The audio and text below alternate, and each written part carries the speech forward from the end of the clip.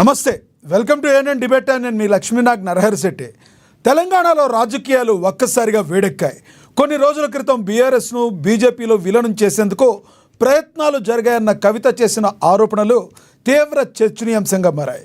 BRS MLC Kalvakuntla Kavitha కొంతకాలం కిందట బయట పెట్టినప్పుడు చాలామంది దీన్ని కేవలం ఆమె తన సోదరుడు బీఆర్ఎస్ వర్కింగ్ ప్రెసిడెంట్ కేటీఆర్పై కోపంతో చేసిన వ్యాఖ్యలుగా భావించారు.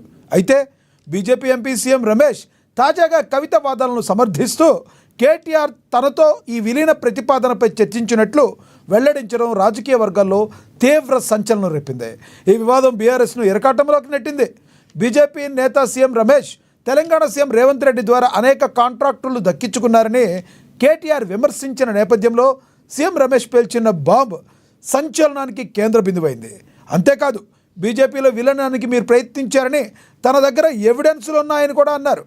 తెలంగాణ ప్రజల్ని ఆలోచనలో పడేసిన దాంట్లో ఈ మాటలు ఎంతో అతిశక్తి కాదేమో. ఇక దీన్ని మరో బీజేపీ నేత బండి సంజయ్ కూడా ఇది నిజమేనని పునరుద్ఘాటించడంతో మరింతగా ప్రజల్లో ఆలోచనలో పడ్డారని రాజకీయ విశ్లేషకులు చెబుతున్నారు. ఇక బీజేపీలో బీఆర్ఎస్ విలీన ప్రక్రియను నేను వ్యతిరేకించానని ఆ పార్టీ జాగృతి నేత కవిత చెప్పడం కొసమెరుపు. ఇక కాంగ్రెస్ పార్టీ అయితే చూసారా, ఇది బీజేపీ బీఆర్ఎస్ యొక్క చీకటి ఒప్పందమని మేము ఎప్పటి నుంచో చెప్తూనే ఉన్నామంటుంది. బీజేపీలోకి బీఆర్ఎస్ విలీన ప్రక్రియ నిజమేనా? నిప్పు లేనిదే పొగరాదంటున్న వారి మాటల్లో వాస్తవం ఎంత? చేతులారా కేటీఆర్ తమ శత్రువులను పెంచుకుంటున్నారా? బీజేపీలోకి బీఆర్ఎస్ విలీనం అనివార్యమా? బీఆర్ఎస్ ఏమంటుంది? ఇదే అంశం గురించి ఈరోజు చర్చ కొనసాగిద్దాం. చర్చలో పాల్గొనేందుకు మనతో సిద్ధంగా ఉన్నారు కాంగ్రెస్ రాష్ట్ర అధికార ప్రతినిధి ఆచార్య గారు మనతో జూమ్ కాల్లో అందుబాటులో ఉన్నారు. అదేవిధంగా బీఆర్ఎస్ రాష్ట్ర అధికార ప్రతినిధి విజయార్య శాతవాహన క్షత్రియ గారు మనతో జూమ్ కాల్ అందుబాటులో ఉన్నారు. ఇక బీజేపీ నేత గంగాపురం వెంకటరెడ్డి గారు కూడా మనతో జూమ్ కాల్ అందుబాటులో ఉన్నారు. ఇక రాజకీయ విశ్లేషకులు న్యాయవాది బండారు రామ్మోహన్ గారు కూడా మనతో జూమ్ కాల్ అందుబాటులోకి వస్తారు. ముందుగా మనం కాంగ్రెస్ నేత అధికార ప్రతినిధి ఆచార్య గారితో మాట్లాడదాం. ఆచార్య గారు నమస్తే అండి. ఆచార్య గారు నమస్కారం. ఆచార్య గారు, మన దగ్గర ఒక బయట ఒకటి ఉంది, కేటీఆర్ అండ్ సీఎం రమేష్ మాట్లాడింది. ఆ బయట ప్లే అయిన తర్వాత మీరు మాట్లాడిద్దరు. కానీ ఈ మొత్తం భూముల అమ్మకము, ఈ మొత్తం భూములు గిరివి పెట్టి 10,000 కోట్లు ఏదైతే దొంగతనంగా తెచ్చిండ్రో, అలా 2 చెరువులు ఉంటే చెరువులను కూడా తాకట్టు పెట్టి తెచ్చిండ్రో, ఈ లుచ్చా పని వెనకాల ఉన్నాడు ఒక బీజేపీ ఎంపీ అని చెప్పిన. పేరు చెప్పురు సార్ అని మొత్తం ప్రెస్ వాళ్ళు అడిగారు. నేను పేరు చెప్పా, వాడు దొంగ, ఇప్పుడు దొంగతనం సగంలో ఉన్నాడు, దొంగతనం అయినాక మీకు చెప్తా అని చెప్పిన. దొంగ నిన్న బయటపడ్డాడు.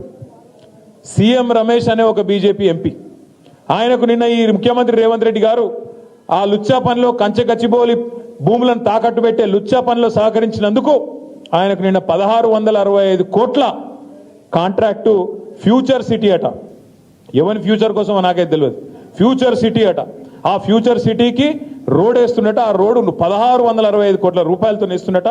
దానికోసం బీజేపీ ఎంపీకి కాంగ్రెస్ ముఖ్యమంత్రి గారు మరి అవార్డు చేసిండ్రు, ఆయనకి ఇచ్చిండు కాంట్రాక్ట్.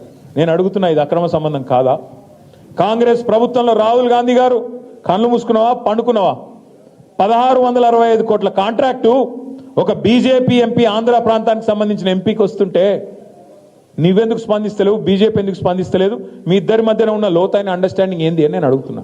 గత 2-3 రోజులుగా కేటీఆర్ హైదరాబాద్ లో ప్రెస్ మీట్లలో, ట్వీట్లలో, సోషల్ మీడియాలో రకరకాలుగా నా పైన ఆరోపణలు చేశాడు. నేను కూడా ఏనుగు పోతుంటే కుక్కలు మరుగుతుంటాయిలే ఎందుకు అని వదిలేశా. కాకపోతే ఎక్కువ అయిపోయింది. అతను అన్నాడు 2 ఆరోపణలు. ఒకటి, తెలంగాణకి ఏదో లోన్ ఇప్పిస్తే దానికి నెక్సెస్ గా నాకు వర్క్ ఇచ్చారు. 1660 కోట్ల రూపాయలు సీఎం రమేష్ కి హైదరాబాద్ లో వర్క్ ఇచ్చారు.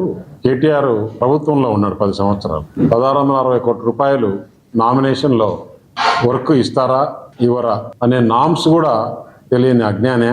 లేదు రేవంత్ రెడ్డి పైన బురద చల్లాలన్నా ఎందుకు చేస్తున్నాడు అనేది ఆలోచన చేస్తే ఇంట్లో ఒక కుంపటి తయారయ్యి, ఏదైతే జగన్మోహన్ రెడ్డికి వాళ్ళ సిస్టర్తో ఎలాంటి ఇబ్బందులు ఉన్నాయో ఇతనికి అలాంటి ఇబ్బంది, దాన్ని డైవర్ట్ చేసేదానిక లేదంటే దేనికి?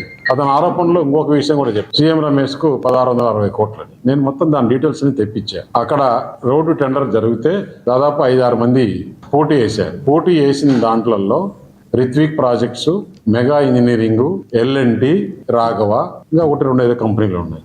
అది కూడా ఒకటి 2 ప్యాకేజీలు అయితే ఒకటి ఎల్ఎన్టీకి ఒకటి రిత్విక్కి.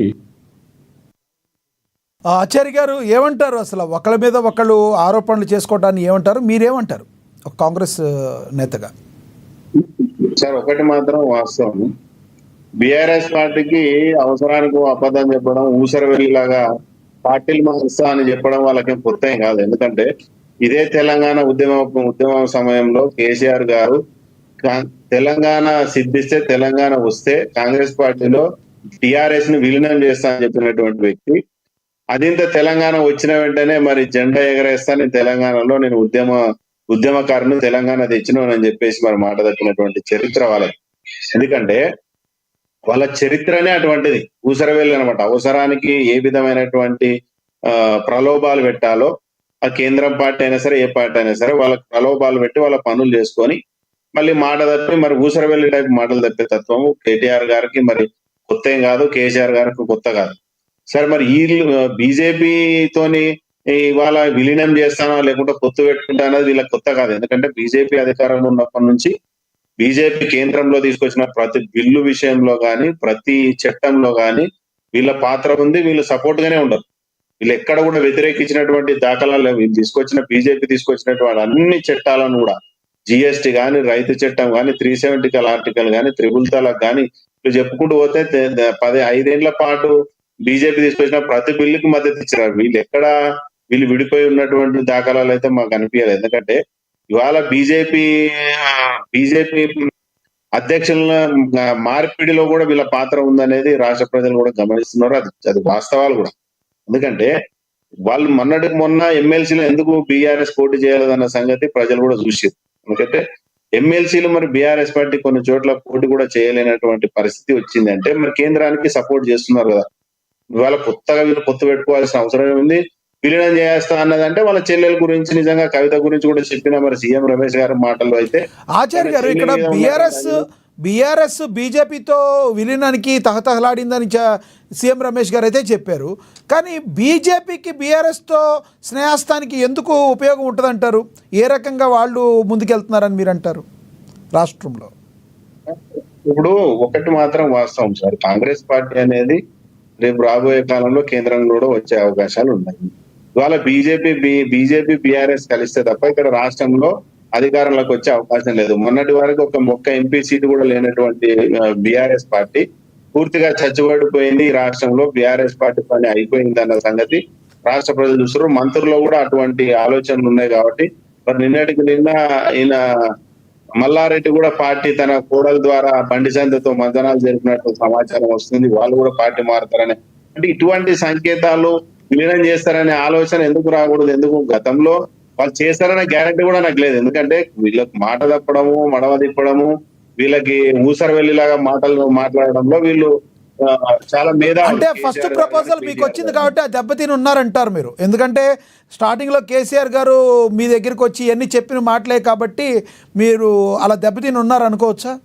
ఇది ఏదో ఇంటర్నల్ గా ఒప్పందం కాదు కదా. ఉద్యమం సమయంలో మీడియా ముందర మాట్లాడినటువంటి, బహిర్గతంగా చర్చలో మాట్లాడినటువంటి మాటలకే ఈరోజు విలువ లేకుండా పోయింది. మరి అంతర్గతంగా లోపల ఇండ్లలో మరి సీఎం రమేష్ గారి మరి అంతర్గత మంతనాలు జరిపినప్పుడు దానికి ఏమి గ్యారెంటీ ఉంటుందని నేను అనుకోలేదు. ఎందుకంటే వాళ్ళ అవసరాన్ని బట్టి వాళ్ళు ఊసరవెల్లిలాగా మాట్లాడి వాళ్ళ అవసరం తీరిపోయిన తర్వాత ఎవరినైనా సరే వెన్నుపెట్టి ఓడిస్తారు.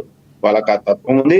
కానీ ఇంకొకటి ఏంటంటే మూల సూత్రం ఏంటంటే వీళ్ళు కలిసి లేరు అనేది కాదు. వీళ్ళు బీజేపీ కేంద్రంలో ఉన్నప్పటి నుంచి ఇప్పటిదాకా వీళ్ళు కలిసే ఉన్నారు. ఎక్కడ విడిపోయినటువంటి దాఖలాలు, ఎక్కడ కూడా విడిపోయినటువంటి సందర్భాలు లేదు. ఎందుకంటే రఘునందన్ రావు పోటీ చేసినప్పుడు కూడా వీళ్ళు పెట్టినటువంటి అభ్యర్థి ఎటువంటిది అన్నది మనం చూసినాం.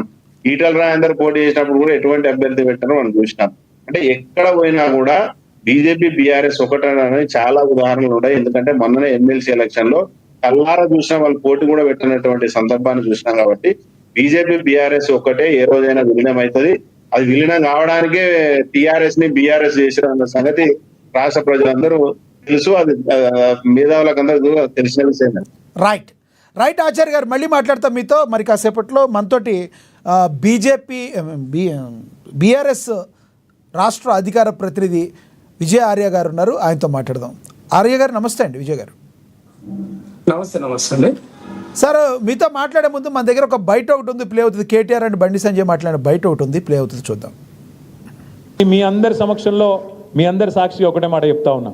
ఇవాళ విర్రవీగుతున్న పోలీస్ అధికారులు, ఇవాళ ఎవరైతే రేవంత్ రెడ్డికి చెంచగాల లెక్క పనిచేస్తున్న అధికారులు ఉన్నారో ఒక్కొక్కరికి తప్పకుండా నేను చెప్తా ఉన్నా, 3 ఏళ్లలో మళ్ళా వస్తాం. ఒక్కొక్కరికి మిత్తితో సహా ఇచ్చే బాధ్యత మాది. మీ సూర్యాపేటలో నల్లగొండలో కూడా ఎవడన్నా ఎక్స్ట్రాలు చేస్తే వాడు ఎవడన్నా కానీ కలెక్టర్ కానీ వాని అయ్య కానీ ఎవడన్నా కానీ ఎక్స్ట్రాలు చేస్తే వాళ్ళకి చెప్పండి, పేరు రాసి పెట్టుకోండి. నేను పక్కా చెప్తున్నా 3 ఏళ్లలో మీ అందరి దయతో తెలంగాణ ప్రజల ఆశీర్వాదంతో తిరిగి కేసీఆర్ గారు ముఖ్యమంత్రి అవుతారు. బరాబర్ హిసాబ్ కితాబ్ చేస్తాం. ఇలా ఎగిరెగిరి పడుతున్న కాంగ్రెస్ నాయకులు, వాళ్ళకు తొత్తులుగా పనిచేస్తున్న కొంతమంది పోలీసులు తప్పకుండా మిత్తితో సహా ఇచ్చే బాధ్యత నాది అనే మాట నేను విజ్ఞప్తి చేస్తా ఉన్నా. ఎవన్ అయ్యకు భయపడేది లేదు. రేవంత్ రెడ్డి కాదు వాని తాత జేజమ్మతికి వచ్చిన మళ్ళా కేసీఆర్ గారు ముఖ్యమంత్రి కావడాన్ని ఎవడు అడ్డుకోలేడు. ఇది వాస్తవం. రేవంత్ రెడ్డి గారికి సంబంధం ఇలా ఆ భాష ఏందన్న, నిన్న ప్రభుత్వం చాతకంతనం ముఖ్యమంత్రి ఎవరన్నా కానీ అన్న అరే హౌలే అట, అరే హౌలే కలెక్టర్లు నిన్న కలెక్టర్ కానీ వన్ అయ్య కానీ అట పోలీసోడు. ఇది కేటీఆర్ కొడుకు వాడే భాష, ఇది కేసీఆర్ కొడుకు వాడే భాష. కలెక్టర్ కానీ వన్ అయ్య కానీ అట. ఇది అన్ని భాష, ఇది తెలంగాణ భాషనా? ఇది తెలంగాణ యాసనా? ఇది ఇంత అహంకారం ఎందుకు?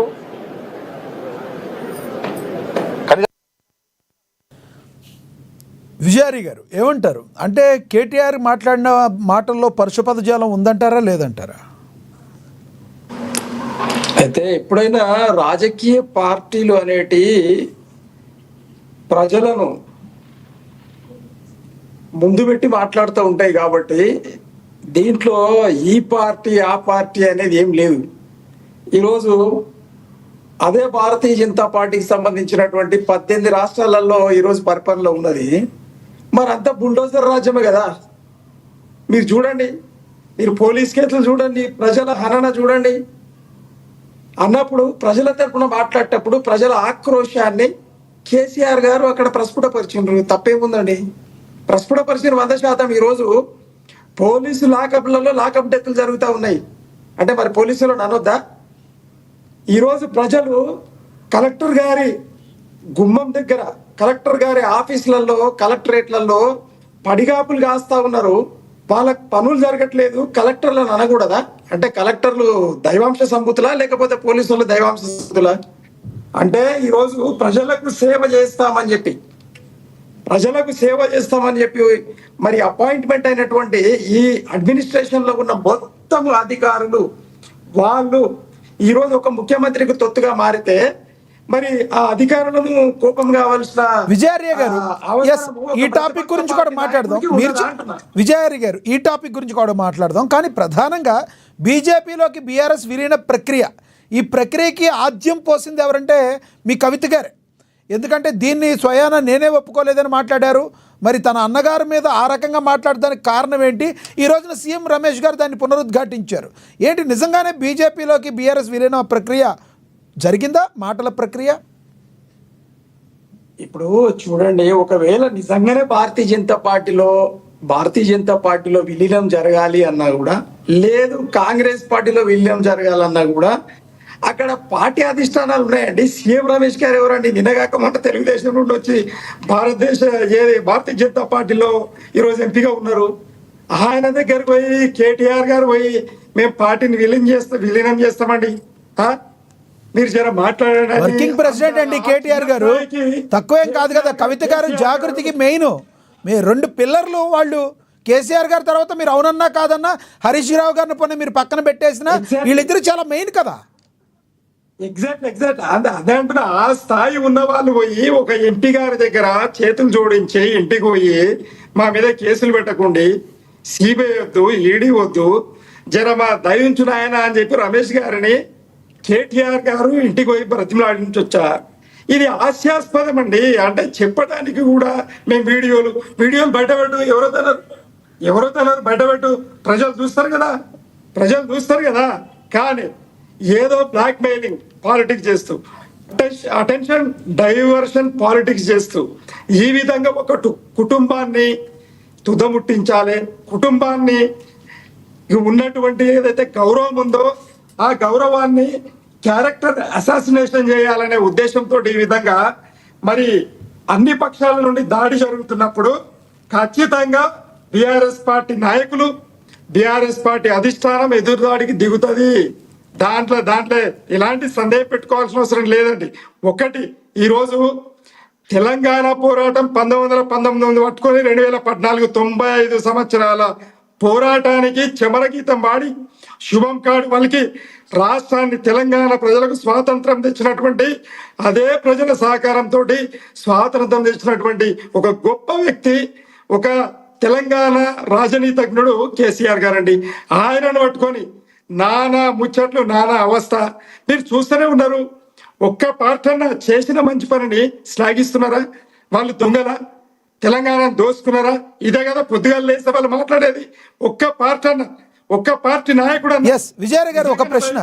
ఒకప్పుడు కేసీఆర్ గారు ఉద్యమం టైంలో బీఆర్ఎస్ పార్టీకి ప్రజలందరూ కూడా మద్దతు తెలిపారు. రాజకీయ పార్టీలకు అతీతంగా తెలంగాణ బీజేపీ కావచ్చు, తెలంగాణ కాంగ్రెస్ కావచ్చు, అన్ని మద్దతు తెలిపినాయి. కాబట్టే ప్రత్యేక తెలంగాణ అనేది వచ్చింది. అప్పుడు ఉద్యమ పార్టీగా ఉన్న తర్వాత, సంవత్సరం తర్వాత ఇది ఉద్యమ పార్టీ కాదు, ఫక్త్ రాజకీయ పార్టీ అని చెప్పారు. ఫక్త్ రాజకీయ పార్టీగా 10 ఏళ్ల పాటు పాలించిన కేసీఆర్ గారు ఎందుకు ప్రజాగ్రహానికి గురయ్యారంటే ఏం చెప్తారు మీరు? అయ్యా, ప్రజాగ్రహానికి కేసీఆర్ ఎప్పుడు గురి కాలేదు. ఈరోజు 1 చిల్లర పైచిలుపు ఓట్లతోటి ఇక్కడ కాంగ్రెస్ పార్టీ అధికారంలోకి వచ్చింది. ఇది వాస్తవమే కదా. 39 సీట్లు మా ఉన్నాయి. కథ జరిగిందంతా మళ్ళీ నేను వివరించిన ఏం జరుగుతూ ఉంది అనేది. అయితే ఈడ వాళ్లకు మాకున్న తేడా ఎంతండి? 1 చిల్లర పైచిలుపు ఓట్లతోటి గెలిచినటువంటి ఈ కాంగ్రెస్ మొత్తము ఈరోజు కాంగ్రెస్ పార్టీని బొందబెట్టాలి, బీఆర్ఎస్ పార్టీని బొందబెట్టాలి అనే ఉద్దేశంతో చంద్రబాబు నాయుడు గారి శిష్యుడైనటువంటి రేవంత్ రెడ్డి గారు ముఖ్యమంత్రి కుర్చీ మీద కూర్చొని ఈ రోజు మోదీ గారితో కుమ్మక్కైపోయి, ఈరోజు చంద్రబాబు గారితో కుమ్మక్కైపోయి ఇక్కడ కాంగ్రెస్ పార్టీ బొందలబడాలి, బీఆర్ఎస్ పార్టీ బొందలబడాలి. కేసీఆర్ గారు ఎవరి శిష్యులు అని అడుగుతారండి మరి వాళ్ళు కూడా. మా ఆచార్య గారు ఏం చేయాలంటే ఆ ముఖ్యమంత్రిని మొట్టమొదలు తొలగించి ఒక మధుసూదన మా గౌడ్ గారు, మన మధు గౌడ్ గారు, ఆ మధు గౌడ్ గారు లాంటి అతన్ని ముఖ్యమంత్రి చేసుకోవాల్సిన అవసరం ఉంది. ఎందుకంటే నీతి నిజాయితీతోటి పోరాటం చేసినటువంటి మొత్తం బీసీ నాయకులు ఈ రోజు ముఖ్యమంత్రులు కావాల్సిన అవసరం ఉంది. ఎందుకనంటే మధు యాస్కి ఇక్కడ ఇంకో పాయింట్, మీరు మాట్లాడిన దానిలో ఇంకో పాయింట్ ఉంటుంది విజయ్ గారు. నేను నా గొంతు కోసుకునైనా ఒక దళితుడిని ముఖ్యమంత్రిని చేస్తా అన్నారు, మీరు అది చేశారా? అది అడుగుతారు వాళ్ళు మళ్ళీ. ఒక్క సెకండ్ సరే, అక్కడ వెంకటరెడ్డి మాట్లాడతారు, మా గురించి వెంకటరెడ్డి మాట్లాడుతాడు. అయితే నేను ఏమంటున్నా, ఈ రోజు మధు యాస్కి గౌడ్ గారికి డిక్లేర్ అయిపోయింది తెలంగాణ రాష్ట్ర అధ్యక్ష పదవి. అక్కడ మధు యాస్కి గౌడ్ గారిని బొందబెట్టి ఆయనను గెలవనీయకుండా, ఆయనను ముఖ్యమంత్రి కానియకుండా, ఆయనను రాష్ట్ర అధ్యక్షుడు కానియకుండా ఎవరు కుట్రలు పండినరండి?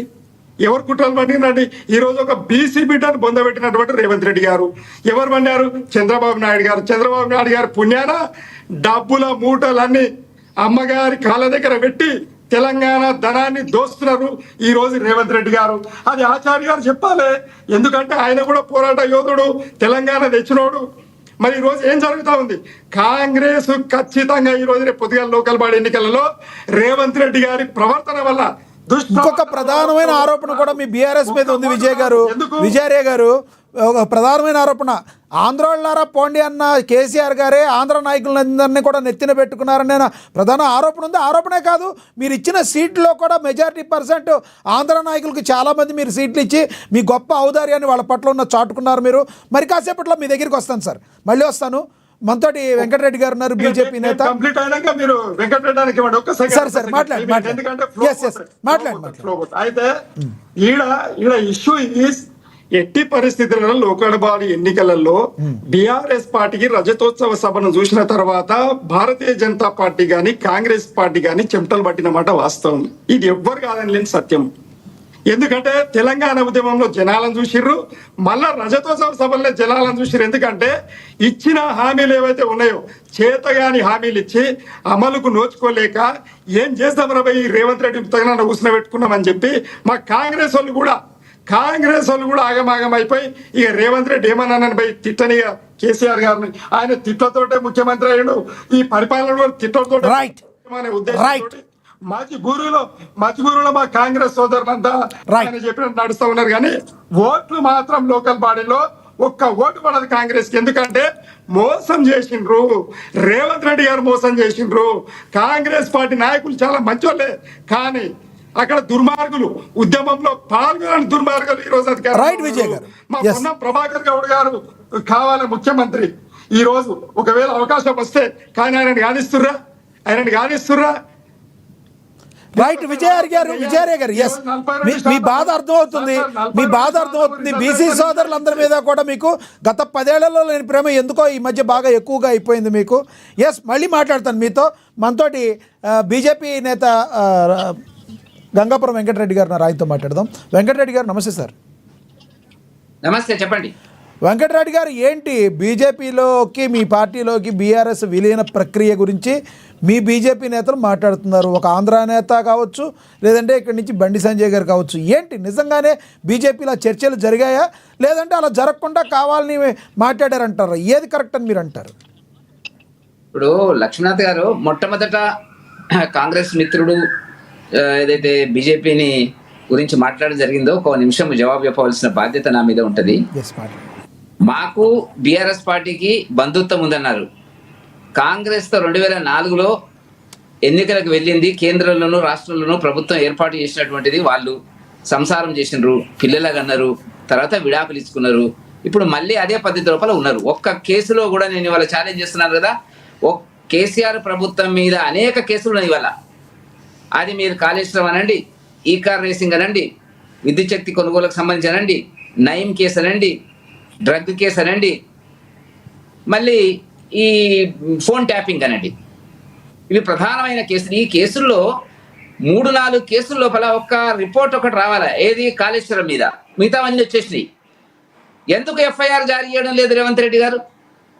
ఎందుకు విచ్చలవిడిగా మాట్లాడుతున్నాడు కేటీఆర్ గారు? వాళ్ళ మధ్యన అవగాహన ఉంది. నువ్వు తిట్టు మమ్మల్ని, మన ఇద్దరం ఉందాం, బీజేపీ ఉండొద్దు రాజకీయాల లోపల అనేటువంటిది మాత్రం మాకు అర్థం కానటువంటి రాజకీయం కాదది.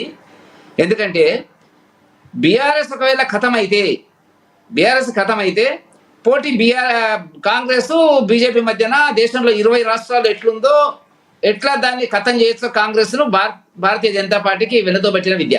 కాబట్టి అది రాకుండా జాగ్రత్త పడుతున్నారు. చూద్దాం. ఇప్పుడు నేను అన్నమాట ఇంకా కొంతకాలం తర్వాత మా అంటే 5-6 నెలల వరకు ఇట్లా కాలక్షేపం చేయొచ్చు. కానీ 2 సంవత్సరాలు దాటిన తర్వాత ఏ ఒక్క కేసు బీఆర్ఎస్ నాయకుల మీద అవినీతికి సంబంధించినటువంటి కేసులు పెట్టకపోతే ప్రజల్లో చర్చ జరుగుతున్నది. ఏం జరగబోతుంది అనేటువంటిది మనం చూద్దాం.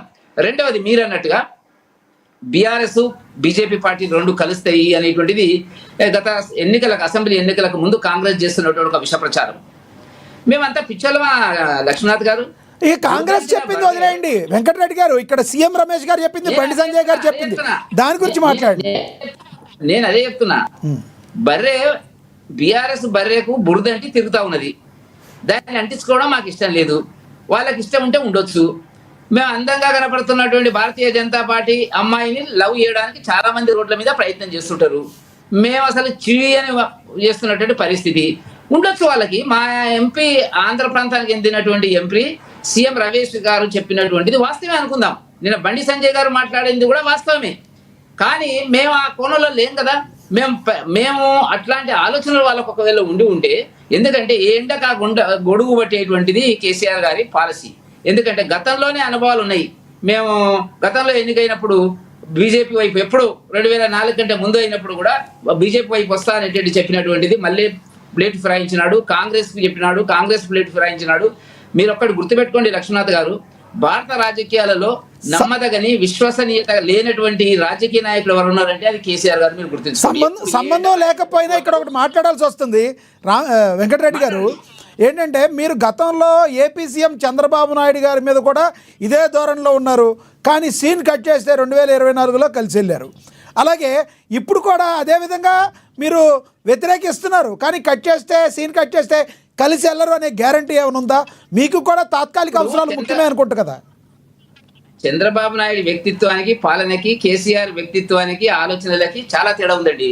కేసీఆర్ పాలన ఒక అవినీతి పాలన, మీరు గుర్తుంచుకోవాల్సినటువంటి అంశము.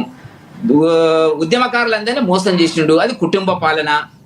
మీరు వాస్తవానికి దానికి దీనికి కంపారిజన్ లేదు ఇక్కడ. సరే అక్కడ ఉన్న పరిస్థితులను బట్టి ఎవరితోనైనా అడ్జస్ట్ అయితే అయ్యుండొచ్చు. ఇక్కడ మాకున్న మీరు అడిగిన ప్రశ్న ఏంది, మేము కేసీఆర్ తో వెళ్ళము, కేసీఆర్ మా వైపు చూసినా అది స్పష్టంగా. అంటే నేను అడిగిన ప్రశ్నలో ఒకటి ఉంది, అమిత్ షా గారి మీద డైరెక్ట్గా రాళ్ళు చెప్పులు వేయించినటువంటి పార్టీ చంద్రబాబు నాయుడు గారు గతంలో, కానీ ససేమిరా అన్న ఆయన మళ్ళీ అవసరం కోసం కలిసి వెళ్ళారు కదా.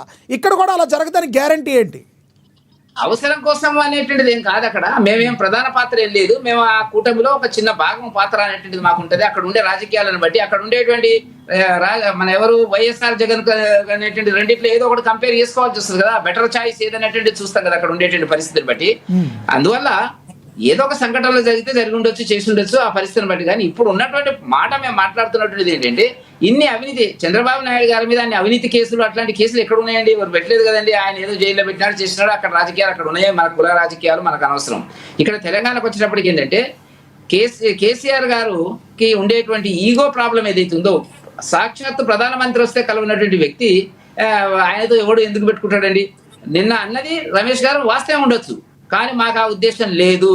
ఇప్పుడు ఏంటంటే వాళ్ళు ఎప్పటికప్పుడు ఏ రోటికాడు పాట ఆ రోటికాడ పాడేటువంటి తత్వం అనేటువంటిది బీఆర్ఎస్ పార్టీ ఉంటుంది. వాళ్ళు ఇబ్బందుల్లో ఉన్నారు, కేసుల్లో ఉన్నారు. సో ఇప్పుడు మీరు చెప్పేది ఏంటంటే వాళ్ళు అడిగి ఉండవచ్చు కాబట్టి మేము ఒప్పుకోలేదు కాబట్టి ఇది జరగలేదు అంటారు మీరు? అడిగితే అడుగుతారండి, దానికి ఏముందండి. అడిగితే అడుగుంటారు. ఇప్పుడు మరి చెప్తున్నాడు కదా ఎవరు, అతను చెప్పింటాడు మన రమేష్ గారు, బండి సంజయ్ గారు కూడా అంటున్నారు కదా. అంటే అట్లాంటి వాళ్ళతో మేము చర్చ చేయమనేటువంటి, బహుశా వార్త కింద వచ్చి ఉండొచ్చు. అదన్నీ తెలిసిన తర్వాతనే వాళ్ళు ఇష్టం వచ్చిన నోటుకు వచ్చింది మాట్లాడుకుంటూ వెళ్తున్నది. వాళ్ళకి గత్యంతరం లేదు, మాట్లాడుతున్నది. ఇప్పుడు కేటీఆర్ గారు వాడుతున్న భాష, ముఖ్యమంత్రిని హౌలా అని మాట్లాడడం అనేటువంటిది ప్రజాస్వామ్య పద్ధతిలో మాట్లాడేటువంటి భాషకు కొత్త ధనాన్ని ఇచ్చి మాట్లాడే హౌలా అంటారంటే ఒక ముఖ్యమంత్రి ఎవరన్నా ఉండొచ్చు. మేము కూడా వ్యతిరేకిస్తాం ముఖ్యమంత్రి గారిని. అంటే ఏంది వాళ్ళ మధ్యన అండర్స్టాండింగ్. నన్ను ఎంతన్నా తిట్టని ఇతను అంటున్నాడు రేవంత్ రెడ్డి గారు. అదే రకంగా తెచ్చుకుంటున్నారు, వీళ్ళు తెచ్చుకుంటున్నారు, వాళ్ళు తెచ్చుకుంటున్నారు. అసలు కేసు పెట్టాలండి, కేసు పెట్టి ఆ భాషను వాడేందుకు ఎఫ్ఐఆర్ జారీ చేయాలా? ఎందుకు చేయలేకపోతున్నారండి? అనొచ్చానండి హౌలగాడు అని అంటున్నారు, అనొచ్చానండి ఎవరని అంటారు అంటే ముఖ్యమంత్రి గారిని. ఆయన వాళ్ళు నేర్పిన విద్యనే దాన్ని కొత్తగా తీసుకొచ్చిండు ఎవరు రేవంత్ రెడ్డి గారు. రేవంత్ రెడ్డి గారు ఇచ్చిన భాషకు పదును పెట్టి మరింత కొత్తగా ఆధునీకరణ చేసినాడు. అసలు ఈ తిట్లలో పిహెచ్డి చేసింది ఎవరంటారు మీరు? తిట్లు స్టార్ట్ చేసింది ఎవరు, పిహెచ్డి చేసింది ఎవరంటే ఏం చెప్తారు? కేసీఆర్ గారు ఎంఫిల్ చేసి పిహెచ్డీలో ఉన్నాడు. పిహెచ్డీ ఉన్నప్పటికీ ఈయన డైరెక్టర్ పోస్ట్ పిహెచ్డీ చేసినాడు ఎవరు, రేవంత్ రెడ్డి గారు. రెండు పార్టీల భాషా ప్రయోగం అనేటువంటిది ఏం భాషా ప్రయోగం అంటే అది నవ్వుతున్నారు. ఆ తిట్ల పురాణము ఆ పద్ధతి అది మాట్లాడడానికి తిట్టడానికి. ఇప్పుడు మా రామచంద్రరావు గారు మాట్లాడుతున్నారు, ఘాటుగానే మాట్లాడుతున్నాడు, కానీ అట్లా వ్యక్తిగతంగా తిట్టుతున్నాడా? తిడితేనే అవుతుందా? కిషన్ రెడ్డి గారు మాట్లాడినారు, తిడితేనే అవుతుందా? కిషన్ రెడ్డి గారు మాట్లాడకపోతే మాకు 8 సీట్లు రాలేదా? మొన్న 2 సీట్లు కౌన్సిల్లో మేము గెలేదా? 35% ఓట్లు మాకు రాలేదా? కొత్త దేశంలో ఎక్కడ లేనటువంటి భాష ఇప్పుడే ఎన్నికలు అవుతున్నట్టు, ఏడాది లోపల అవుతున్నట్టుగా ఏందా హడావుడి ఏంది? ఆ కథ ఏంది? ఆ టీఆర్ఎస్ వాళ్ళకి బీఆర్ఎస్ వాళ్ళకి ఏంటంటే నిద్ర పడతలేదు. మీకు ఎంపీ సీట్లోకి 8 వచ్చినందుకు చాలా హ్యాపీగా ఫీల్ అవుతున్నారు, కానీ మంచి పొజిషన్లో ఉండాల్సిన బీజేపీ పార్టీ స్వయం కృషిత అపరాధంతో ఈ స్థితిలో ఉందన్న దానికి బాధ కలిగినట్లేదు. అదే ఆ చర్చ మాకు అంతర్గత చర్చ, సరే అది వేరే సంగతి, దాని గురించి కాదు. కానీ ఇవాళ నేను మాట్లాడుతున్నటువంటిది ఏంటంటే, ఇవాళ బీజేపీ పార్టీ మీద దాడి పెట్టేటువంటి పద్ధతి లోపల ఈ రెండు పార్టీలు మాట్లాడితే మాకేం అభ్యంతరం లేదు. మాట్లాడుకుంటే ఆ పద్ధతి లోపల మాట్లాడండి. మోదీ గారి గురించి ఏం మాట్లాడతారండి ఎవరు, రేవంత్ రెడ్డి గారు? భాష ఏ రకంగా ఉపయోగిస్తున్నారు? కిషన్ రెడ్డి గారి మీద ఏ రకంగా ఉపయోగిస్తున్నారు? కాబట్టి భాషకు కొత్త పదను, కొత్త వాక్యాన్ని దిగజారిన అశ్లీలమైనటువంటి భాషా ప్రయోగాన్ని చేసినటువంటిది బీఆర్ఎస్ పార్టీ, కాంగ్రెస్ పార్టీ. అది ప్రజలు గమనిస్తున్నటువంటి సందర్భం. ఎందుకంటే ఎన్నాళ్ళు చెప్తారండి అట్లా? అసలు వాళ్ళని పక్కకు పెట్టారు ప్రజలు, వీళ్ళని పక్కకు పెట్టే అవకాశం వచ్చింది. వాళ్ళని వీళ్ళని ఇద్దరు అగ్రెసివ్గా వెళ్ళే మీ నేత బండి సంజయ్ గారి వ్యాఖ్యలు కూడా మీరు విన్నారు ఎప్పుడన్నా? వెంకటరెడ్డి గారు అగ్రెసివ్నెస్ గా ఉండి అగ్రెసివ్నెస్గా ఉండే మీ బండి సంజయ్ గారి మాటలు కూడా అదే విధంగా ఉంటాయి, ఎప్పుడైనా గమనించారా? ఆయన భాషలో అశ్లీలం ఉండదండి, ఘాటుగా మాట్లాడతారు కానీ అశ్లీలం ఎక్కువ ఉందని నిన్న మొన్న మాట్లాడుతున్నారు కదా, చూస్తున్నారు కదా, మంత్రి గారు అయిన తర్వాత మాట్లాడుతున్నారు కదా. అశ్లీలం వేరండి, అసభ్యకరమైన పదజాలం వేరండి. వాడు వీడు తంత గుద్దుతా ఇదానంటే మాట్లాడాల్సినటువంటి భాష మంత్రులైన వాళ్ళు చేసినటువంటి వాళ్ళు. Right. కాబట్టి వల్ల రమేష్ ఒక్క నిమిషం మాట్లాడండి. సీఎం రమేష్ ఏ రకంగా కాంట్రాక్ట్లు వచ్చినాయి అని చెప్తున్నాడు. ఇప్పుడు 100 ఎలుకలను తిన్న పిల్లి హజ్ యాత్రకు పోయినట్టుగా 10 ఏళ్లు పాలన చేసినటువంటి మున్సిపల్ అర్బన్ శాఖ అవినీతి శాఖకు ఆధిపత్యం వహించినటువంటి కేటీఆర్ గారు ఎవరికి ఎన్ని శాఖలు ఇచ్చి ఎన్ని కాంట్రాక్ట్లు ఇచ్చినాడో లెక్క చెప్తే బాగుంటుంది. హైదరాబాద్ కేంద్రంగా, రియల్ ఎస్టేట్ కేంద్రంగా. కృష్ణారెడ్డికి ఎవరు ఇచ్చారండి? అప్పుడు తిట్టినారు కదా కృష్ణారెడ్డి గారి గురించి. కాంట్రాక్ట్ రాజశేఖర రెడ్డి గారి నుంచి ఉన్నటువంటి కృష్ణారెడ్డికి ఇవ్వలేదా వీళ్ళు? ఆంధ్రలోకి ఇవ్వలేదండి. ఆయన ఇంటి దగ్గర నేను చెప్తున్నా కదా, ఇంటి దగ్గర పొద్దున్నే ఆయన మంత్రిగా ఉన్నప్పుడు 50 మంది విజిటర్స్ ఉంటే 40 మంది ఆంధ్ర ప్రాంతం చెందిన వాళ్ళు, 10 మంది మాత్రమే తెలంగాణ వాళ్ళు. మీరు గుర్తుంచుకోండి. ఇవాళ వాళ్ళు మాట్లాడుతున్నారు తెలంగాణ వాద గురించి. తెలంగాణ లేదు, ఆంధ్ర లేదు, బేసిసాలు లేవు, బేసిన్లు లేవు, అంతా ఒకటే అని చెప్పినటువంటి వాళ్ళు ఇలా పదురు పోయేటప్పటికి గిల నీటిలో నుంచి బయట ఎండాకాలంలో ఎండాకాలంలో బయట ఇసుకలో పడ్డటువంటి చేపలాగా కొట్టుకుంటున్నటువంటి పరిస్థితి కనపడుతుంది. కాబట్టి మాకే అవసరం లేదు.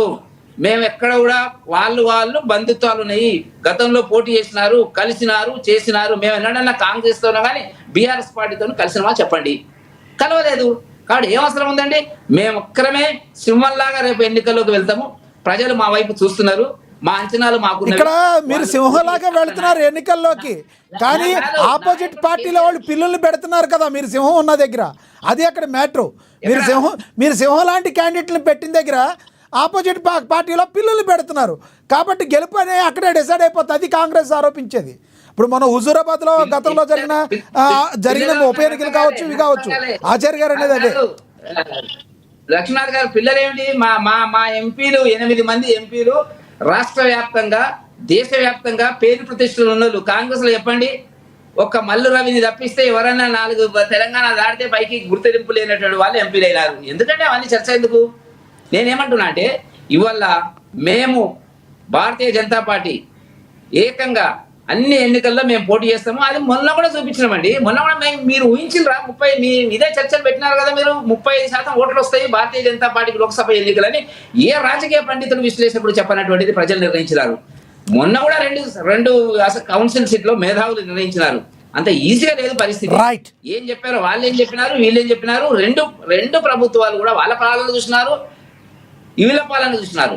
అది కనీసం 9.5 సంవత్సరాల లోపల అసంతృప్తి వచ్చింది, వీళ్ళకి 19 మాసాల లోపలనే అసంతృప్తి వచ్చింది. కాబట్టి ఇచ్చేటువంటి వాగ్దానాలు, మేనిఫెస్టోలు ప్రజలు ఎప్పటికప్పుడు అంచనా వేస్తున్నారు. ప్రజలు భారతీయ జనతా పార్టీ వైపు, మోదీ గారి నాయకత్వం వైపు చూస్తున్నటువంటి ఒక సందర్భం కనపడుతున్నటువంటిది. ఆ కోణంలో మేము ఎవరితో సంబంధం లేదు, ఎవరితో కలవాల్సిన అవసరం లేదు, ఎవరితో విలీనం అంటే ఏంటంటే ఈక్వల్ పార్టీ. ఎవరన్నా వస్తుండొచ్చు టీఆర్ఎస్ పార్టీలకు వెళ్ళి, బీఆర్ఎస్ పార్టీలకు వెళ్ళి. అక్కడక్కడ నాయకులు ఒకవేళ వచ్చినట్టయితే వ్యక్తులను బట్టి మేము పార్టీలో జాయిన్ చేసుకోవడంలో మాకేం అభ్యంతరాలు ఉండవు. రైట్ ఆచార్య గారు ఏమంటారు? మీరు వెంకటరెడ్డి గారు మాట్లాడింది విన్నారు, విజయార్య గారు మాట్లాడింది విన్నారు. Please continue. ఇప్పుడు వెంకటరెడ్డి గారు చెప్పినట్టు మేము చెప్పలేదు. సీఎం రమేష్ మీ పార్టీ ఎంపీ, బీజేపీ ఎంపీ చెప్పింది. బీఆర్ఎస్ పార్టీని మా దాంట్లో విలీనం చేస్తాను కేటీఆర్ స్వయాన నా దగ్గర వచ్చి చెప్పిండు అన్న సంగతి రమేష్ గారు. మేము బీజేపీలో విలీనం చేసిందని మేము కాంగ్రెస్ ఆరోపించలేదు, మేము ఎన్నడూ కూడా చెప్పలేదు. మీ పార్టీ ఎంపీనే కదా ఇవాళ బీఆర్ఎస్ పార్టీ విలీనం చేస్తున్నాడు అని చెప్పింది. దాన్ని వ్యతిరేకించే కదా ఇవాళ అన్నను కాదనుకోనో, లేకుంటే దయ్యాలు ఉన్నాయి మా పార్టీలో 2 అని చెప్పేసి బయటకు వచ్చి మరి ప్రచారం చేసింది కవితమ్మ. ఇప్పుడు కాంగ్రెస్ పార్టీకి సంబంధం ఉంటే, సంబంధం ఉన్నప్పుడు తెలంగాణ ఉద్యమంలో సంబంధం ఉంది. తెలంగాణ ఇచ్చిన తర్వాత మాకే వెన్నుపోటు ఓడిచోడికి మిమ్మల్ని ఏం చేస్తాడు అనేది అది ప్రపంచం చూస్తే అందరికి జగన్ సత్యమే. ఇప్పుడు మేము ఏదన్నా ఒక ఆరోపణ చేసి బీఆర్ఎస్ పార్టీ విలీనం అవుతుంది మేము చెప్పలేదు, మీ పార్టీ ఎంపీనే చెప్పిండు, దాన్ని మీరు వ్యతిరేకిస్తున్నారు.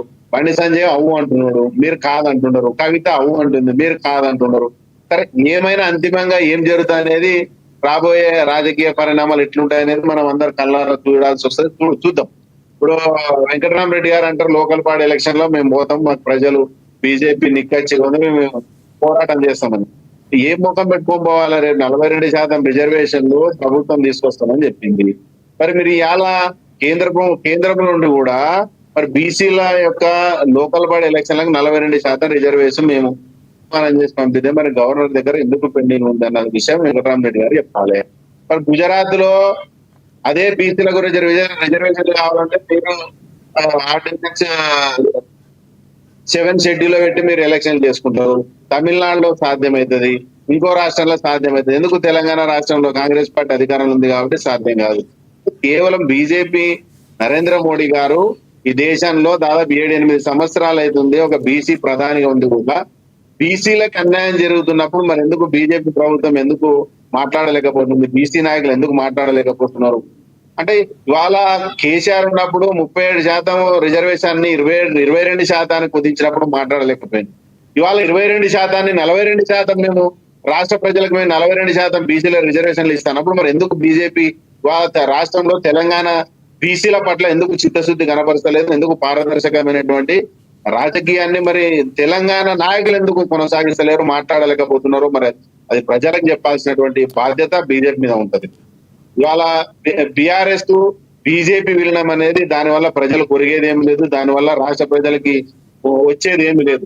బీఆర్ఎస్ పార్టీ 10 ఏళ్ళు అధికారాన్ని అనుభవించింది, లక్షల కోట్ల రూపాయలు దోసుకున్న డబ్బుని ఇవాళ దాచుకునింది. ఎందుకంటే 65 ఏళ్ళు ఈ దేశాన్ని రాష్ట్రాన్ని పాలించినటువంటి కాంగ్రెస్ పార్టీకి అద్దె భవనంలో, గాంధీ భవన్ లో కిరాయి దాంట్లో ఉంటున్నాము. వీళ్ళకి 100 కోట్ల రూపాయల హెలికాప్టర్లు కావాలి, సొంత బిల్డింగ్లు, ఆఫీసులు, జిల్లాకు ఒక పార్టీ ఆఫీసులు కొనుగోలు చేశారు. ఎందుకంటే వీళ్ళు ప్రజల సొమ్మును దోచుకున్నారు. తప్పనంగా 10 ఏళ్ల పాటు లక్షల కోట్ల రూపాయలు దోచుకున్నారు కాబట్టి జిల్లాకు ఒక పార్టీ ఆఫీస్ ఉంది, మీకు సొంత పార్టీ. ఆచార్య గారు, మీ దగ్గర ఎవిడెన్స్ ఏమైనా ఉన్నాయా?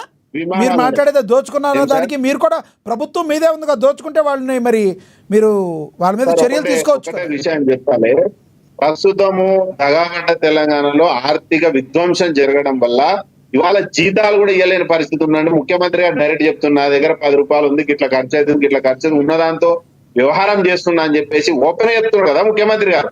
మేము దాచుకోవడానికో దోచుకోవడానికో అయితే మేము చెప్పాల్సిన అవసరం లేదు ప్రజలకి. అలా ప్రజలు అర్థం చేసుకున్నారు కాబట్టి మీరు చేసినటువంటి ఆర్థిక విధ్వంసం ప్రజలకు తెలుసు కాబట్టి అలా కేసులన్నీ అది ఎంక్వైరీ నడుస్తున్నాయి. 100% ఎవడో చట్టం ఎవడో సుట్టం కాదండి. ఇవాళ కాకపోతే రేపు ఫోన్ ట్యాపింగ్ నడుస్తుంది, కాళేశ్వరం నడుస్తుంది. మీరు చేసిన అన్ని టీఆర్ఎస్ పార్టీ చేసిన ఏ అవినీతిని కూడా మేము వదిలిపెట్టము. ఈడియో సిబిఐ లాగా బెదిరించి మేము పార్టీలోకి మేము తీసుకునే టైపు మాది కాదు. ఎందుకంటే మొన్న సీఎం రమేష్ గారు కానీ ఎంతో మంది ఎంపీలు టీడీపీల నుంచి కానీ వేరే పార్టీల నుంచి వాళ్ళు తీర్థం పుచ్చుకుంటే ఈటల రాజేందర్ లాగా పుణ్యతులు అయిపోతారు. మేము అటువంటి సిద్ధాంతాలు మా పార్టీలో లేవు. తప్పు చేసినా చట్టం ఎవరికి సుత్తం కాదు, ఎవరిని వదిలిపెట్టే లేదు. ఎందుకంటే ఈ దేశంలో అవినీతి పనులల్లా కట్టగట్టుకొని బీజేపీ ఉంటారు. ఎందుకంటే వేరే పార్టీలు వినాలి. మీరు వెంకటరామరెడ్డి అన్న మిమ్మల్ని డిస్టర్బ్ చేయలేదు, ఒక 2 నిమిషాలు వెయిట్ చేయండి. వినాలి, మీరు వినండి. ఇప్పుడు నేను ఎందుకు చెప్తున్నా అంటే డిజిటల్ రాజధాని తెచ్చినాడు సీఎం రాజధాని. వినండి అన్న, వినండి. సీఎం రమేష్ ఎక్కడి నుంచి వచ్చిండు, సుజనా చౌదరి ఎక్కడి నుంచి వచ్చిండు. ఈ దేశంలో వినాలే మీకు సమానం, మీకు అవకాశం వచ్చినప్పుడు సమానం చెప్తున్నాండి. మీకు అవకాశం వచ్చినప్పుడు వెంకటరామరెడ్డి అన్న మీరు పెద్దలు వినండి, మీరు వినాలి, ఓకేతో వినాలి. నేను మాట్లాడేది అవాస్తవాలు కాదు, వినాలి. పార్టీ ఎందుకు మారిందన్న సంగతి ప్రపంచానికి తెలుసు. ఈటల రాజేందర్ ఎందుకు మారింది? 1 నిమిషం ఆగన్నా వెంకటరామరెడ్డి అని, 1 నిమిషం మీరు ఓపికతో ఉండండి. మీరు పెద్దలు ఓపికతో వినండి. తర్వాత మీకు అవకాశం వచ్చినప్పుడు సమాధానం చెప్పండి. ఈటల రాజేందర్ అనేటువంటి ఎందుకు పార్టీ మారాల్సి వచ్చింది? ఎందుకు ఇవాళ ఈడీ ఏమైంది, సిబిఐ ఏమైంది ఆయన మీద? సుజనా చౌదరి ఎక్కడ పోయిండు? సీఎం రమేష్ ఏం చేసిండు? ఈ దేశంలో ఎంపీలు ఎందుకు పార్టీ మారిందన్న సంగతి దేశ ప్రజలకు తెలుసు. అవినీతి చేసిన ప్రతి ఒక్కడు బీజేపీలో ఉన్నాడు. ఎందుకంటే పార్టీ మారుతాల కల్లా పునీతులు అయిపోతారు. వెంకటరామరెడ్డి అన్న మీరు వినాలి. మీకు అవకాశం వచ్చినప్పుడు మీరు మాట్లాడండి. ఈటల రాజేందర్ ఎందుకు ఆయన మీద ఇంటి కేసు రాలేదు, ఎందుకు సిబిఐ రాలేదు అంటే బీజేపీ వచ్చినందుకు మీరు ఈడీలు సిబిఐ రావు. అంటే మీరు మీకు అవకాశం వచ్చినప్పుడు దయచేసి ఇప్పుడు డిస్టర్బ్ చేస్తే మీరు దయచేసి ఒక 2 నిమిషాలు. వెంకటరెడ్డి గారు మీకు ఇస్తాను, ఆగండి. వెంకటరెడ్డి గారు ఆయన టైంలో ఆయన మాట్లాడినాడు. వెంకటరెడ్డి గారు ఓపిక ఉండాలి. మేమంటే అరే మాకన్నా మీరు పెద్దలు, అనుభవజ్ఞులు, మీరు జర ఓపిక పట్టాలి. ఈ దేశంలో వినండి చెప్తా, ఈ దేశంలో 22 మంది వినండి మీరు చెప్పిన దాకా ఓపిక పట్టుకోండి. 22 మంది ఎంపీలు దేశంలో ఎప్పుడు లేనంతగా పార్టీలు మారారు. వీళ్ళంతా అవినీతి పరులు, బ్యాంకులు దోచుకున్న వాళ్ళు, బ్యాంకులు ముంచిన వాళ్ళు. ఇప్పటిదాకా ఏమైంది వీళ్ళ మీద? ఎందుకు ఎంక్వైరీ చేయలేదు? ఎందుకు కేసులు ముందుకు పోలేదు? 22 మంది ఎంపీలు దుర్మార్గంగా ఈ దేశంలో అవినీతి పరులు ఈ పార్టీలో చేరారు కదా, మరి ఎందుకు ఎంపీల మీద మీరు యాక్షన్ తీసుకోలేదు? ఇప్పటిదాకా ఎందుకు యాక్షన్ తీసుకోలేదు? ఇక్కడ పోయింది నీరవ్ మోడీ, లలిత్ మోడీ, దేశాన్ని ఇచ్చి బయటకు పోయిన ఇప్పటిదాకా నల్లధనం అని చెప్పి ఎందుకు ఆపిరన్నా? మీరు వినాలే, మీరు ఓపికతో వినాలే, మీరు వినాలే, మీరు జర ఓపిక పెట్టాలి. మీరు నాకు ఒక్కదానికి మీరు ఆన్సర్ ఇవ్వండి, నాకు ఒక్కదానికి ఆన్సర్ ఇవ్వండి. 7-8 ఏళ్ళు అయింది కదా కేంద్రంలో బీజేపీ ఉండబట్టి. 22 మంది ఎందుకు మీ పార్టీ ప్రాంతీయ పార్టీలను వదిలి మీ పార్టీలోకి జాయిన్ అయ్యిండ్రు? జాయిన్ అయిన వాళ్ళు కూడా అవినీతి పరలే. మొత్తం ప్రతిది ఒక్కడు మొత్తం మనీ లాండరింగ్ కేసులనే ఉంటారు ప్రతి ఒక్కరు. వాళ్ళని పుణ్యతులు చేస్తారు మీరు. ఇవాళ దేశంలో 22 మంది ఎంపీలు అవినీతి పరులు మీరు ఎందుకు దాంట్లో చేస్తారు? ఎందుకు యాక్షన్ లేదు అంటున్నా? కేంద్రంలో బీజేపీ ఉంది కదా, మీ పార్టీలో జాయిన్ అందుకు వాళ్ళ మీద యాక్షన్ లేదా? ఎందుకు ఇప్పటిదాకా చర్యలు తీసుకోలే? విజయరాజ్ గారు 800 కోట్ల రూపాయలు ఉంచినాడు మీకు తెలుసా? ఈ దేశంలో ఉన్నటువంటి ఎంపీలు 22 మంది అవినీతి చేసి మీ పార్టీల కోసం ఎందుకు ఇప్పటిదాకా యాక్షన్ లేదు? ఎందుకు యాక్షన్ లేదు? ఇదే దేశ అభివృద్ధి అంటే ఇదే? దేశాన్ని ఒక రకంగా దోచుకున్నోళ్ళు మీ పార్టీలో ఉన్నారంటే, దోచుకున్నోడు దేశాన్ని విడిచిపెట్టిపోయినోడు పట్టుకోవడానికి చేత కాదు. అవినీతి పనులంతా మీ దగ్గర కట్టకట్టుకొని పుణ్యతులు అయిపోతారు బీజేపీలో జాయిన్ అయితే. దయచేసి ఏదైనా చెప్పేటప్పుడు దయచేసి ఓపికలే స్థానంగా ఉండాలి. ఈ తెలంగాణ మంత్రుల ఆస్తులు చెప్పు, ఒక్కొక్కసారి చెప్పు. పొంగులేటి శ్రీనివాసరెడ్డి ఆస్తులు ఎంత? వివేక్ ఆస్తులు ఎంత? నేను ఒక విషయం చెప్తా. ఏం మాట్లాడతారు? నేను ఏమంటున్నా, వినాలని చెప్తా. కాంగ్రెస్ జర వినాలన్నారే, నేను మాట్లాడుతున్నా కదా, జర ఓకే పట్టు. ఎంత పొంగులేటి శ్రీనివాసరెడ్డి ఆస్తులు అంటున్నా? వెంకటరామరెడ్డి అన్నా, నేను మాట్లాడుతున్నా కదా, నువ్వు వినానా జర ఓపిక పట్టు. అంటే ఈ దేశం వినారే, మీకు అవకాశం ఉన్నప్పుడు మాట్లాడండి, లేదంటే వెంకటరెడ్డి గారు దయచేసి ఆయన కంప్లీట్ చేశాక ఆయన చేసిన అలిగేషన్స్ ఫాల్స్ అయితే మీరు మాట్లాడేది, కానీ ఇద్దరు మాట్లాడితే అర్థం కాదు కదా. వెంకటరెడ్డి గారు దయచేసి మీరు నోట్ చేసుకోండి, వెంకటరెడ్డి గారు మీరు నోట్ చేసుకోండి. ఆయన మాట్లాడింది ఏమైనా తప్పు ఉంటే చెప్తారు. కానీ ఆచార్య గారు కంటిన్యూ చేయండి, సమయం తక్కువ ఉంది.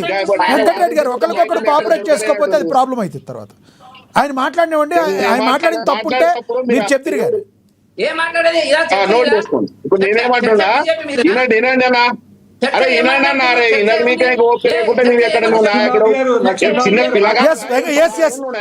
ఇస్తాను మీకు ఇస్తాను. విజయరాయ్ గారు మీకు ఇస్తాను. రైట్ పెద్ద మనిషి అనుభవం ఇట్లా మాట్లాడతావా నువ్వు? రైట్ పబ్లిక్ చూస్తున్నారు, ఏం మాట్లాడుతుంది? ఆచార్య గారు, వెంకటరెడ్డి గారు ప్లీజ్ దయచేసి ఆగండి. వెంకటరెడ్డి గారు కాసేపు ఆగండి. వెంకటరెడ్డి గారు ఆయన టైం కదా ఇది. వెంకటరెడ్డి గారు దయచేసి కాసేపు ఆగండి. ఆయన ఎలిగేషన్ చేసిన దానిలో ఫాల్స్ ఉంటే నోట్ చేసుకుని మీరు చెప్పండి. వెంకటరెడ్డి గారు ఇప్పుడు వెంకటరామరెడ్డి అన్న, నువ్వు పెద్ద మనిషి వారే, నువ్వు అనుభవం ఉన్నాడు. పెద్ద మనిషి నీకెంత ఓపిక లేకుండా నేనెంత వాళ్ళు ఓపిక ఉండాలి అంట. నేను ఓపిక లేకుండా ఎట్లా? దేని మాట్లాడినా వ్యక్తిగతం ఎక్కడ? నీకు మాట్లాడడానికి చేత కాబట్టి ఎందుకుంటావు డిబేట్ లా? వ్యక్తిగతం ఎక్కడుంది? ఎక్కడ వ్యక్తిగతం?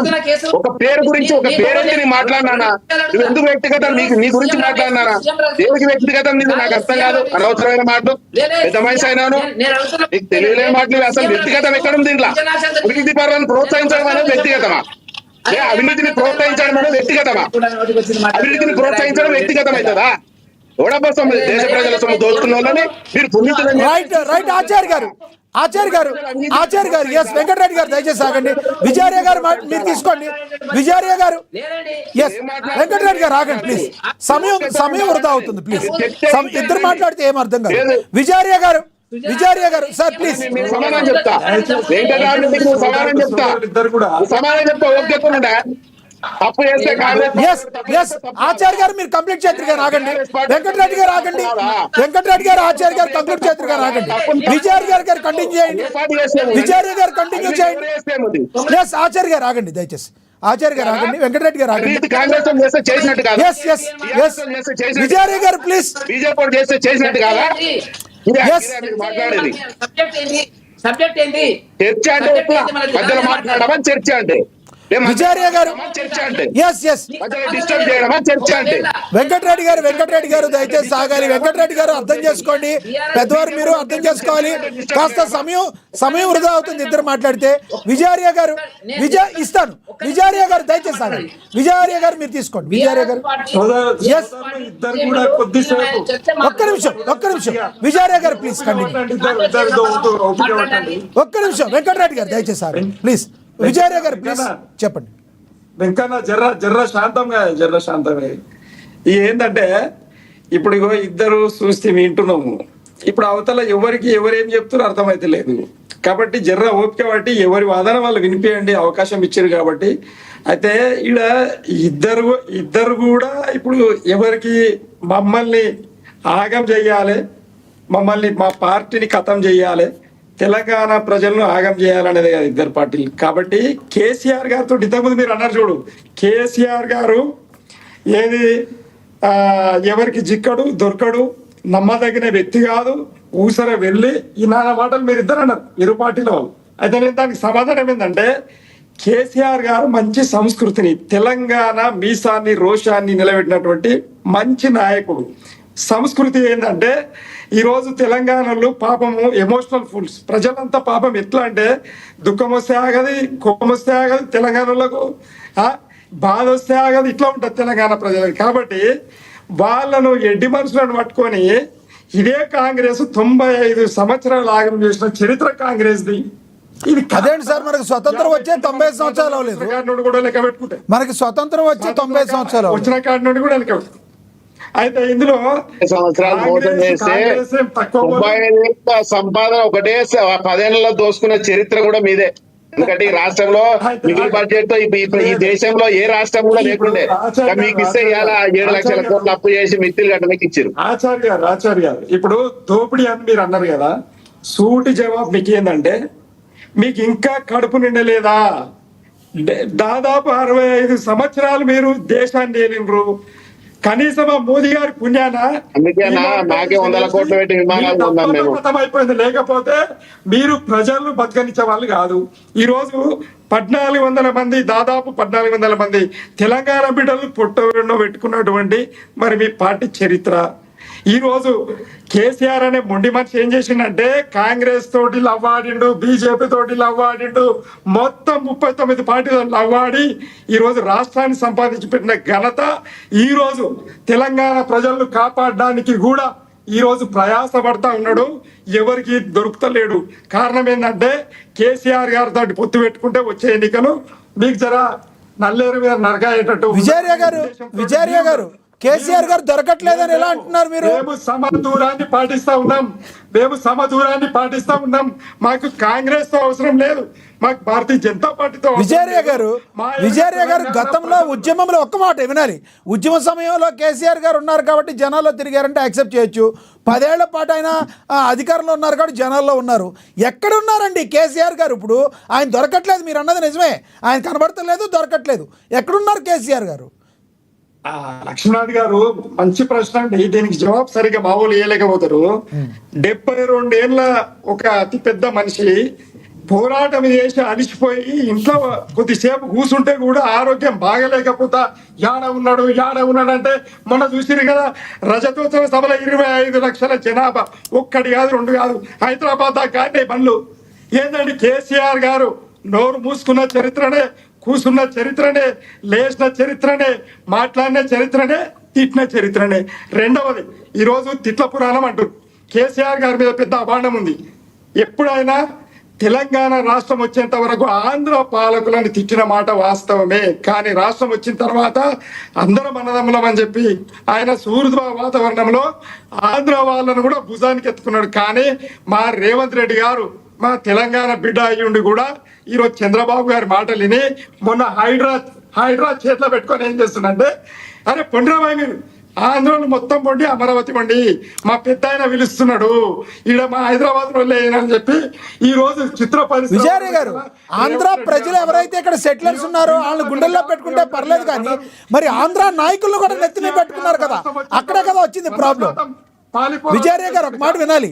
ఎప్పుడు కూడా ఒక్క మాట సెటిలర్స్ ఎవరైతే ఉన్నారో విజయారే గారు, సెటిలర్స్ ఎవరైతే ఉన్నారో వాళ్ళని గుండెల్లో పెట్టుకుంటే ప్రాబ్లం లేదు. ఎందుకంటే అందరినీ సమానంగా చూసే తత్వం కేసీఆర్ గారికి ఉంది, కాదని ఎవరు అనం. కానీ ఆంధ్ర నాయకులను కూడా ఎవరి కోసం అయితే ఆంధ్ర నాయకులారా పోండి అన్నారు, ఆ ఆంధ్ర నాయకుల్ని తీసుకొచ్చి నెత్తిమీ పెట్టుకున్నారు కదా. బొగ్గు గనులన్నీ కూడా వాళ్ళకే చెప్పారు కదా. ఇవన్నీ మీ మీద ఉన్న విమర్శలు కావంటారా? Very good, very good. దాని కూడా సూటి జవాబు ఏంటంటే, అయ్యా తెలంగాణ నాయకులు దొంగతనాలు చేయరు, ప్రజాధనాన్ని దోయరు. ఆనాడు మొత్తం ఎన్నేళ్ల నుండి దోచుకున్న ధనమంతా వాళ్ళ దగ్గర ఉంది, తెలంగాణ ధనమంతా. కాబట్టి మా దగ్గర ధనాలు లేవు. యాజ్ పర్ ది యాక్ట్ ప్రకారంగా కనీసం పైసలు కట్టడానికి కాంట్రాక్టర్ లేరు మా తెలంగాణలో. కాబట్టి ఏం చేసిండు, సరే ఇస్తే ఏమన్నా బాగుపడితే కూడా నా పాలుడు బాగుపడతాడని చెప్పి ఆంధ్రలోకి ఇవ్వడం కూడా తప్పంటే ఏం చేయాలండి? అక్కడ ఏదో ఉత్తరప్రదేశ్ వాళ్ళకి ఇవ్వలే కదా, ఆ రాజస్థాన్ వాళ్ళకి ఇవ్వలేదు కదా, ఆ ఎవరు మన పంజాబ్ వాళ్ళకి ఇవ్వలే కదా. అరే ఇది మొత్తం అసలు మొత్తం మర్చి మాట్లాడుతూ ఉన్నారు. ఈ రోజు ఎవరు శత్రువులు గారు, అందరం అన్నదమ్ములమే. కానీ ఈరోజు నీతి నిజాయితీ పరుడుగా ఉండి కేసీఆర్ గారు రాష్ట్రం తెచ్చి పరిపాలన చేస్తే ఆయన 2014 కంటే ముందున్నటువంటిది యూపీఏ 1 యూపీఏ 2 కాంగ్రెస్ పార్టీ ప్రభుత్వం. ఈ రోజు ఆ 10 సంవత్సరాలు, ఈ రోజు 2014 నుండి 24 వరకు మా బీఆర్ఎస్ పార్టీ, దాన్ని బేరీజ్ వేయండి, మీకు తెలుస్తుంది కదా ఉన్న చరిత్రను కూడా. రైట్, టాపిక్ మీద కంక్లూడ్ చేయండి సార్. సార్ చివరిగా చెప్పండి, సమయం అయిపోయింది. చివరిగా ఏం చెప్తారో కంక్లూడ్ చేయండి. బీఆర్ఎస్ పార్టీ బీజేపీలోకి విలీనం అయ్యే అవకాశం ఉందా లేదా? కంక్లూడ్ చేయండి. అయ్యా మాకు ఆ కక్కుతు లేదు, అవసరం లేదు. ఆ బీజేపీతో ఒకవేళ నిజంగానే మేము పోవాలని అనుకుంటే మా కవితమ్మ 163 రోజులు జైల్లో పెడతామండి. మేము అంత నీచులమా? మాకెంత కూడా రాజకీయం తెలియదా? కాబట్టి వీళ్ళిద్దరిని పొందబట్టే రోజు దగ్గరకు వచ్చింది. వీళ్ళు అబద్ధాలాడి ఈ రోజు రేవంత్ రెడ్డి గారు 16 సీట్లు వేస్తామని, నేను ముఖ్యమంత్రిని అయితే 16 సీట్లు వేస్తాడు. ఇద్దరు వంచుకున్నారు. ఈ రోజు ప్రజలు ఊర్లలో తిరగబడుతున్నారు, మా కేసీఆర్ గారికి ఓట్లే కాగమైనా వీళ్ళు దొంగలు ఉన్నారు ఆయన ఈ రేవంత్ రెడ్డిని నమ్మినందుకు అనే మాట ఇది రైట్. ఇక్కడ కాంగ్రెస్ కు బీజేపీకి దూరం. రైట్ రైట్ వెంకటరెడ్డి గారు కంక్లూడ్ చేయండి. ఇప్పుడు బీసీకి సంబంధించిన బిల్లు గురించి మన ఆచార్య గారు మాట్లాడితే నాకు నవ్వొస్తుంది. కామారెడ్డిలో మీరు ఇచ్చినప్పుడు పెళ్లి మీరు చేసుకుని పిల్లల్ని మమ్మలేదమంటారా? మీ కడుపు నొప్పులు ఇస్తే టాబ్లెట్ మమ్మల్ని వేసుకోమంటారా? ఎట్లు ఇస్తారో మేము అసెంబ్లీలో, మీరు ఎట్లు ఇస్తారో మేము సమర్థించినాము, చేయండి. ఎవడొద్దంటున్నాడు? మీరు 42% మంత్రివర్గంలో ఇచ్చారు. ఇప్పుడు మా బీసీల గురించి ముసలి కన్నీరు గారుస్తున్నారు. కార్పొరేషన్ చైర్మన్ ఎంతమంది ఇచ్చారు? మొత్తం రెడ్డిలకు ఇచ్చిన మీరు మాట్లాడుతున్నారు.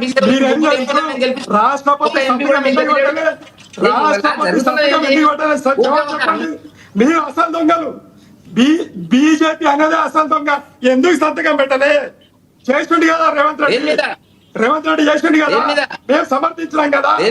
ఎందుకు పెట్టలే? ఎందుకు పెట్టలే? అరే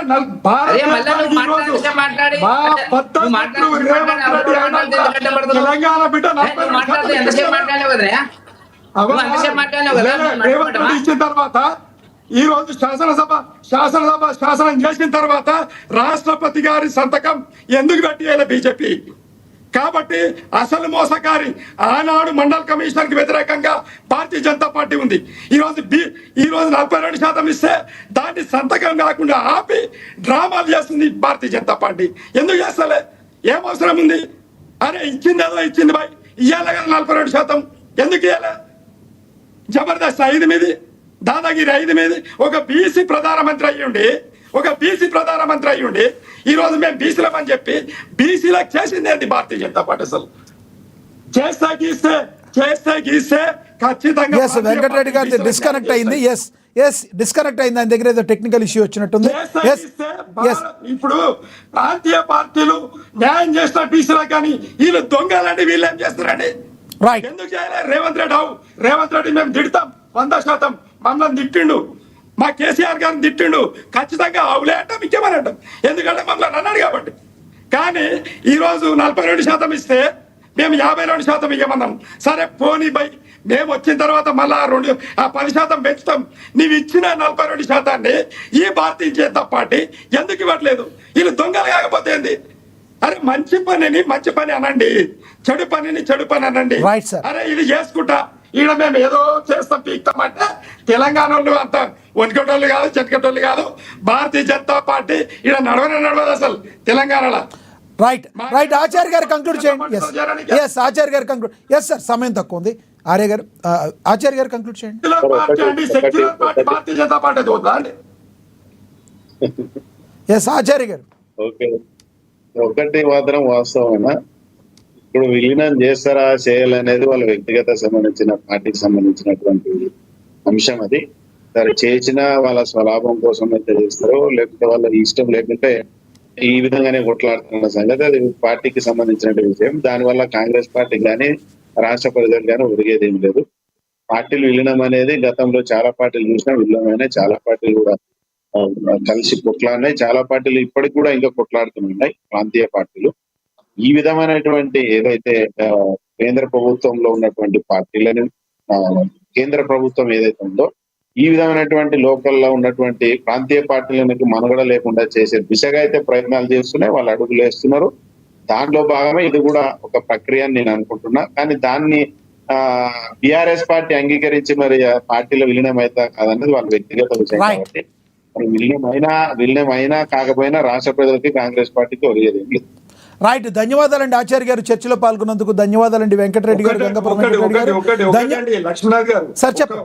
ఒక్క విషయం చెప్పండి. ఈ రోజు భారతీయ జనతా పార్టీ చేస్తున్నటువంటి కుట్ర ఏంటంటే దాన్ని సాగదీసి 42% ఇవ్వకుండా సాగదీసి మళ్ళా దాన్ని కొత్తగా సెన్సస్ తీసుకొచ్చి ఏమో చేద్దామని అంటే ఇచ్చిన దాని అయితే మొదలు తీసుకుంటే అయిపోతుంది కదా. అది బీసీలకు న్యాయం చేయాలి. లోకల్ బాడీ ఎన్నికలు ఇంకెన్ని రోజులండి. ఈ రోజు కోర్టు ఆర్డర్ ఇచ్చింది. ఎవరు మోసం చేస్తా ఉన్నారు? మేము ఇవ్వమని పోరాటం చేసినాం, బీసీలకు మేము మద్దతు ఇచ్చినాం మా పార్టీ తరఫున. కానీ అసలు దొంగ ఎవరంటే భారతీయ జనతా పార్టీ. కాంగ్రెస్ ఇచ్చింది కదా, ఎందుకు రాస్తాం? రైట్, ధన్యవాదాలు సార్. ఎస్, ధన్యవాదాలండి చర్చలో పాల్గొన్నందుకు వెంకటరెడ్డి గారు, అలాగే ఆచార్య గారు అండ్ విజయార్య క్షత్రియ గారు. ధన్యవాదాలు చర్చలో పాల్గొన్నందుకు. ఏది ఏమైనప్పటికీ కూడా మరి తెలంగాణలో రాజకీయాలు ఒక్కసారి అయితే వేడెక్కే. కొన్ని రోజుల క్రితం బీఆర్ఎస్ను బీజేపీలో విలీనం చేసేందుకు ప్రయత్నాలు జరిగాయన్న కవిత మాటలు చర్చనీయాంశంగా మారాయి. అయితే కవిత కొంతకాలం కింద బయటపెట్టినప్పుడు చాలామంది దీన్ని కేవలం ఆమె తన సోదరుడు బీఆర్ఎస్ వర్కింగ్ ప్రెసిడెంట్ కేటీఆర్పై కోపంతో వ్యాఖ్యలు చేశారు అనుకున్నారు. అయితే బీజేపీ ఎంపీ సీఎం రమేష్ తాజాగా కవిత వాదనలు సమర్థిస్తూ కేటీఆర్ తనతో ఈ విలీన ప్రతిపాదనపై చర్చించినట్లు వెల్లడించడం రాజకీయ వర్గాల్లో పెద్ద దుమారమే రేగింది. చూడాలి మరి, నిప్పులేందే పొగ రాదు అంటున్న రాజకీయ విశ్లేషకుల మాటల్లో వాస్తవం ఎంత? ప్రజలు కూడా ఒకంత కన్ఫ్యూజన్లో ఉన్నారు.